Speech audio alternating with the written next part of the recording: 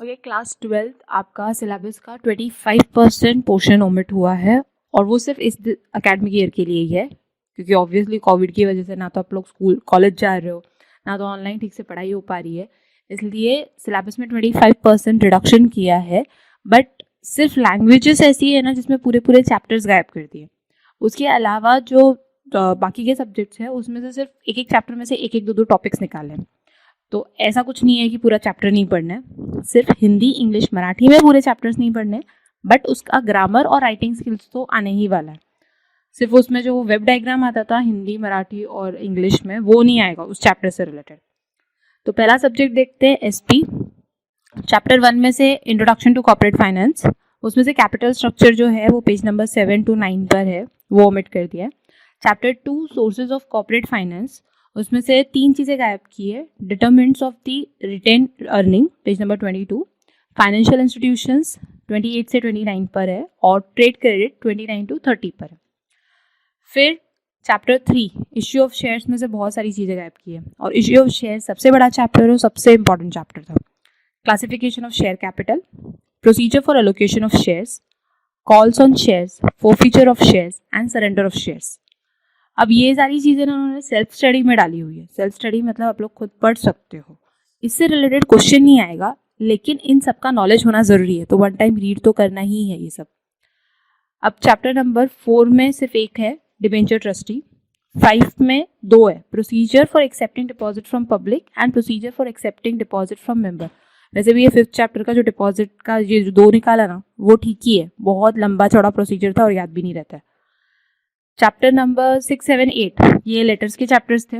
Letters में से एक भी लेटर रिमूव नहीं हुआ है, वैसे भी इंपॉर्टेंट लेटर्स है, वो 12 ही लेटर है, उसमें से ही आता है। चैप्टर नंबर 9 डिपॉजिटरी सिस्टम में से फंक्शनिंग ऑफ डिपॉजिटरी सिस्टम निकल गया और 10th जो चैप्टर है वो डिविडेंड एंड इंटरेस्ट, उसमें से mode and payment of dividend निकाला हुआ है। डिविडेंड इंटरेस्ट छोटा सा चैप्टर है, तो उसमें से एक टॉपिक और निकाल दिया। 11th फाइनेंशियल मार्केट में some important participant in money market और इंस्ट्रूमेंट ऑफ मनी मार्केट, ये 2 पार्ट ओमिट कर दिए। और जो स्टॉक एक्सचेंज है उसमें ओमिट किया हुआ है important terms relating to stock exchange और एक डिस्टिंग्विश हटाया हुआ है, distinction between the jobber and broker. अब चलते हैं ओसी पर। ओसी में टोटल 8 चैप्टर्स थे, उसमें से पहला चैप्टर प्रिंसिपल ऑफ मैनेजमेंट, इसमें से सिग्निफिकेंस ऑफ मैनेजमेंट प्रिंसिपल और टेक्निक। ओसी में आपको पता है कि एक टॉपिक रहता है और बहुत सारे सब हेडिंग्स में बहुत सारे ये दिए रहते हैं, सब हेडिंग्स दिए रहते हैं, तो पूरा का पूरा ही वहाँ से निकाल दिया। Significance of management principle, significance मतलब होता है इंपॉर्टेंट, और दूसरा है technique of scientific management. Chapter 3 में निकाला हुआ है एंटरप्रेन्योरशिप डेवलपमेंट में qualities of successful entrepreneurship. Chapter 2 में से कुछ ओमिट नहीं किया हुआ है। चैप्टर 4 बिजनेस सर्विसेज में ट्रांसपोर्ट और कम्युनिकेशन, वो वैसे भी हर साल सेल्फ स्टडी में ही जाती थी, इसमें से कुछ इंपॉर्टेंट नहीं आता है, एक डिस्टिंग्विश आता था हर साल, तो ये वैसे भी ओमिटेड ही था। Next chapter 6 social responsibility in business organisation, काफ़ी बड़ा चैप्टर है ये, इसमें से सिर्फ बिजनेस एथिक्स वाला पार्ट निकाल दिया है। चैप्टर 7 में consumer protection, need and importance of consumers निकला है और रिस्पॉन्सिबिलिटीज ऑफ कंज्यूमर निकली, मतलब राइट्स है, और वो 3 टियर जो नेशनल, स्टेट और डिस्ट्रिक्ट था वो तीनों है अभी भी। चैप्टर 8 लास्ट चैप्टर है ओसी का, उसमें से मार्केटिंग में टाइप्स ऑफ मार्केट वाला पार्ट निकाल दिया है। ओके, अभी अकाउंट्स में एज सच कोई भी चैप्टर ओमिट नहीं है, सिर्फ उन्होंने लिखा है कि पेज नंबर, कुछ स्पेसिफिक पेज नंबर्स दिए हुए हैं, तो वहाँ पर कुछ एक्टिविटीज़ है, वो सेल्फ स्टडी है, एक्स्ट्रा वर्क है, मतलब खुद को ही करना है, तो एज सच कोई भी चैप्टर ओमिट नहीं है, सेल्फ स्टडी में डाला है सब कुछ। हाँ, बस यहाँ पर एक चीज़ अच्छी की है कि कुछ चैप्टर्स को ऑप्शन में डाल दिया, जैसे एडमिशन और पार्टनर्स है। क्वेश्चन नंबर 1 कंपलसरी होता है ऑब्जेक्टिव्स का, अकाउंट्स का पेपर पैटर्न दिया हुआ है, क्वेश्चन नंबर 1 ऑब्जेक्टिव्स का होता है, वो कंपलसरी क्वेश्चन है।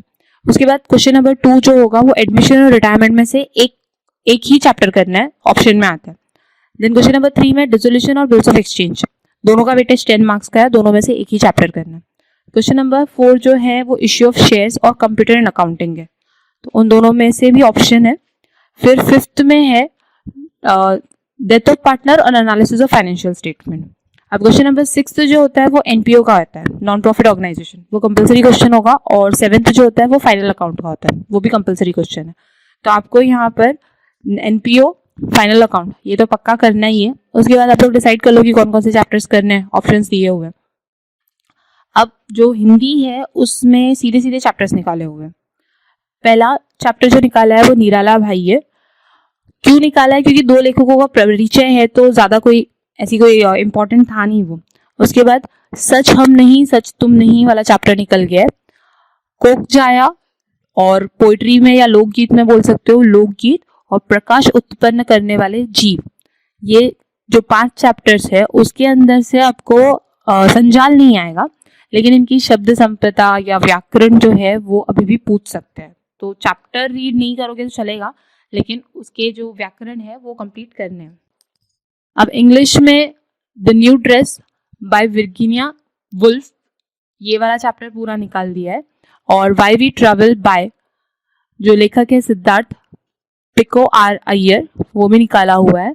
और सेक्शन 2 जो पोइट्री सेक्शन है उसमें she walks in a beauty, ये पोइट्री, और small towns and a rivers, ये 2 पोइट्री। सो 2 पोइट्रीज और 2 चैप्टर पूरी तरह से ओमिट कर दिए, बट सेम उससे रिलेटेड जो आपका ये है ग्रामर पार्ट है या राइटिंग स्किल है वो अभी भी आ सकता है। इसके बाद आपके सब्जेक्ट्स बढ़ते हैं इकोनॉमिक्स का, मराठी का और मैथ्स का। इकोनॉमिक्स अभी भी मराठी में ही दिया हुआ है साइट पे, तो मुझे ज़्यादा समझ में नहीं आया, जैसे ही मिलेगा मैं आप लोग को बता दूंगी। मराठी के भी चैप्टर्स निकाले हुए हैं। और जो ये मैथ्स है, मैथ्स के अंदर से उन्होंने एज सच कोई चैप्टर ओमिट नहीं किया है, सिर्फ बीच बीच के कुछ एग्जाम्पल्स वगैरह है वो निकाल दिए। तो मैथ्स में भी ऑलमोस्ट सारे चैप्टर्स रीड ही करने।